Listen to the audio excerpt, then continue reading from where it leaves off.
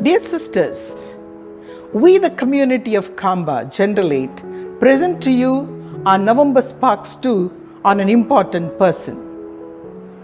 Many people come into our life as rain on ocean, but only a few will take the best place like a drop which fortunately becomes a pearl. And that pearl is none other than our Mother Alphonse de Costa. She has made a lasting impression on our minds and hearts. That is why even today we remember her.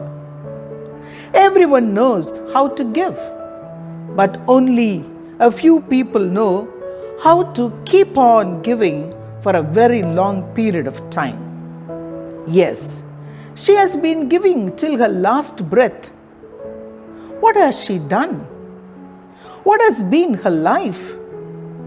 Who was Mother Alphonse de Costa?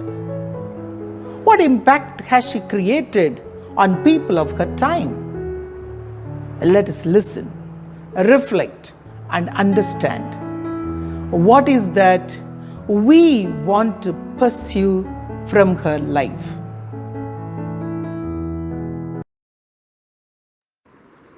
It is with immense joy and pride I am happy to highlight some features of a highly venerated Superior General of our congregation. She was a superior to succeed Mother Catherine Henno. Both Mother Catherine Henno and Mother Alphonse de Costa occupied a special place in our congregation, not because they were superiors for many years.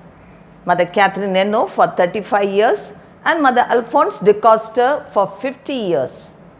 But because of their holiness and for being very human in their dealings with the sisters and others.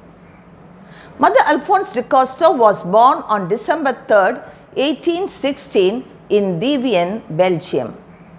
We are sure that her family had been the source of inspiration for her growth in faith and piety. She joined the congregation in 1836 at the age of 19. She was an old student of Wes.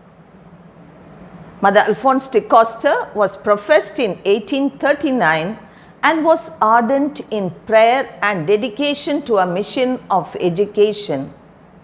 She was a boarding mistress and could accommodate everyone in her heart, and even the most difficult ones could easily be drawn to her. She was appointed as Superior General in 1846 at the age of 29 to succeed none other than Mother Catherine Henno, in whose footsteps she continued to shine as an exemplary leader. She inherited the spirit of wisdom and prudence which had characterized her predecessor. Most of her years were spent in administration of the congregation. She was pious, manly, and courageous. Her faithfulness to rule was meticulously scrupulous. We are all very familiar with a famous quote which aptly in 1835, Father Dubois obtained permission from the Bishop of Tournai, the great favor to establish perpetual adoration in our chapel, because those days it was allowed only in the churches. In 1835, the Association of the Propagation of Faith was established in the house. Also, in 1835, August 15th, the Congregation of the Blessed Virgin was canonically established for the pupils of the boarding school. The tactfulness and sound judgments of Mother Alphonse de Costa were the hallmark of her characteristic to make her superiors so difficult a charge. Always first our duty, embracing the things most difficult, spent her body and soul for the good of her sisters. Her days and nights were devoted to unceasing work, so much so she was highly appreciated by the sisters inside and by the people outside, especially by the civil authorities. How many eminent persons came to seek her advice and get encouragement from her. The sisters would exclaim, God alone knows how many secret miseries her compassionate charity has succored and how many tears she has dried. In heaven only will her daughters know of her so many hidden virtues, so many heroic and constant sacrifices accomplished in the secret of God. 1889 was the golden jubilee of Mother Alphonse de Costa. This festivity, which the sisters wanted to have it in grand scale, but which the humility of Mother Alphonse desired most modest. But God wanted to celebrate her in a different way. In 1893, the government wanted to honor her eminent service and celebrate her work and care for the mentally affected women as a directress of the asylum. When the community came to know of this, there was a transport of joy, an outburst of gladness. When Mother Alphonse de Costa came to know this, there was alarmed and declared with accents portraying her profound humility and requested not to have any show or celebration. With modesty and with humility, she received the honor and expressed her sincere gratitude. In 1896 was the 50th year of her nomination as superior. The sisters of the community were extremely joyful and grateful to celebrate with joy, for she was worth celebrating. This memorable day was full of gladness for the sisters. Under her watchful and firm administration, everything in the congregation had taken on a new vigor. The different works of the house had received a fresh impulsion, but these unceasing and immense undertakings finished by the using this body treated with no little caution. 10 years before her death, she was condemned by acute sciatic to rest physically, for the soul, more alive than ever, continued to make its invigorating action felt everywhere.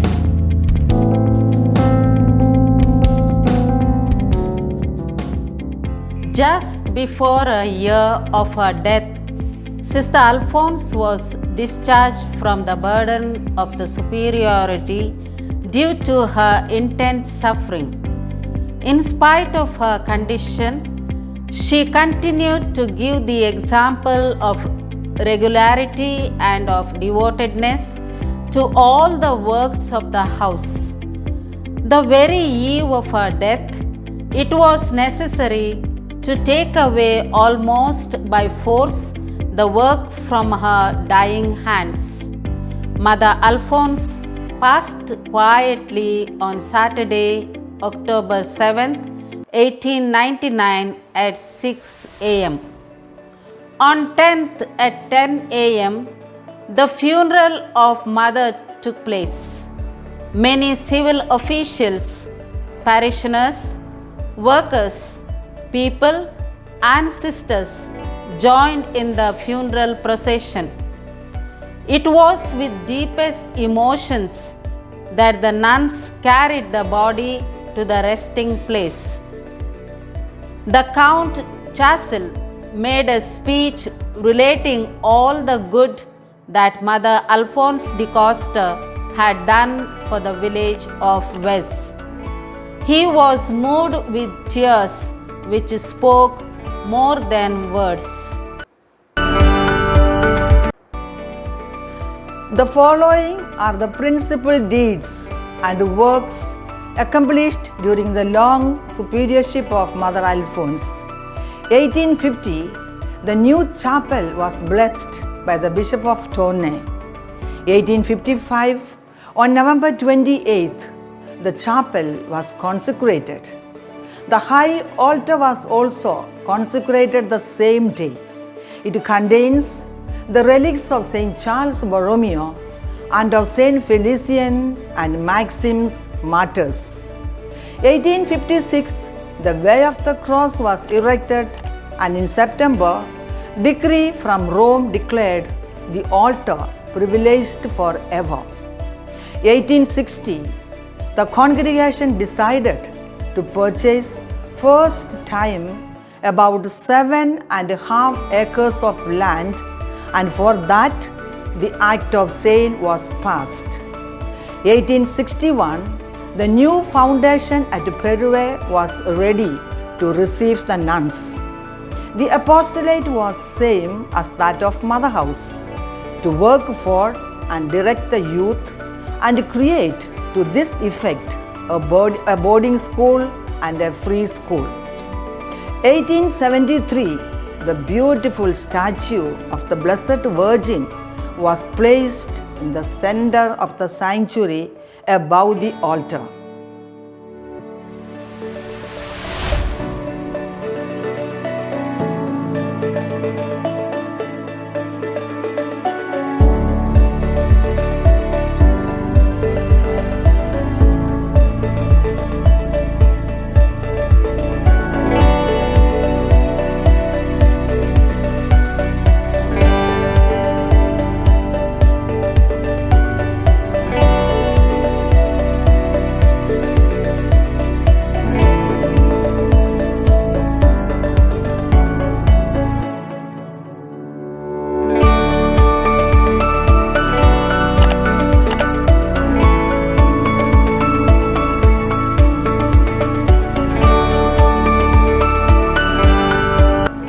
In 1893, on September 17th, three sisters celebrated their golden jubilee. It was the first time the ceremony was accompanied by all that is prescribed for the gaining of the complete indulgence. The beautiful and imposing ceremony awakened in every heart the most holy impressions. In 1894, the erection of the statue of Saint Anthony of Padua, surrounded by a beautiful little garden, was completed.